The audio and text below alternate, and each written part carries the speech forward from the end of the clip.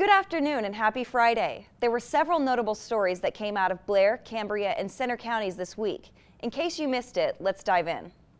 On Monday, the Blair County Sheriff's Office sent out a warning about rising telephone scams. The courthouse's telephone number has allegedly been used to make fraudulent calls, which involve telling the victim that their loved ones are in danger and asking for personal banking information to save them.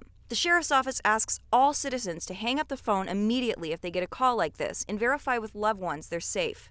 And Tuesday, 43-year-old Jamie Spirigolozzi of Roaring Spring was arrested on felony charges of endangering the welfare of children and distributing drugs. Spirigolozzi is accused of allegedly providing her 14-year-old son with methamphetamine after police found the teen to be high on meth in the Roaring Spring Commons building last month. The boy told police his mother had given him meth to smoke throughout the night.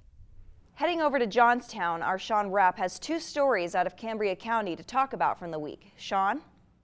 Thanks, Darby. On Tuesday, we learned more about the future of the historic Conrad building in downtown Johnstown. And on Thursday, we learned about a murder-suicide that took place in Jackson Township. The Conrad building has been out of commission for years, and recent windstorms have knocked bricks off of the roof, posing safety concerns. One resident and a council member talked about the building. Dangerous. Bricks fall from there once in a while.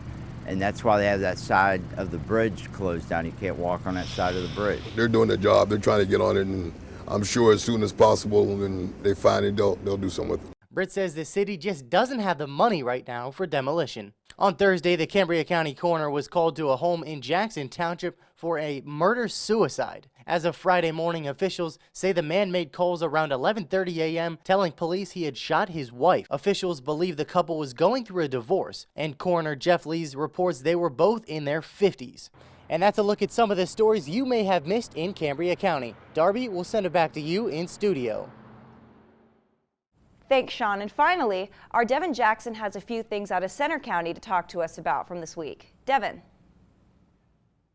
Hey Darby, on Monday, the Bellefonte Police Department received a special donation from the local district attorney's office towards body cams. And on Wednesday, Penn State gave an update on travel restrictions regarding the coronavirus.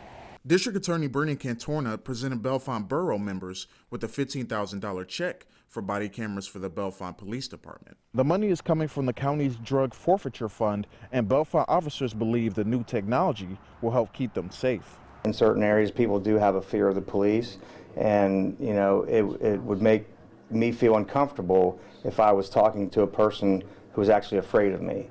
And if that camera's there, and they see the red lights on, they know that it's a live feed. And on Wednesday, Penn State gave an update on travel restrictions for Penn State affiliated international trips.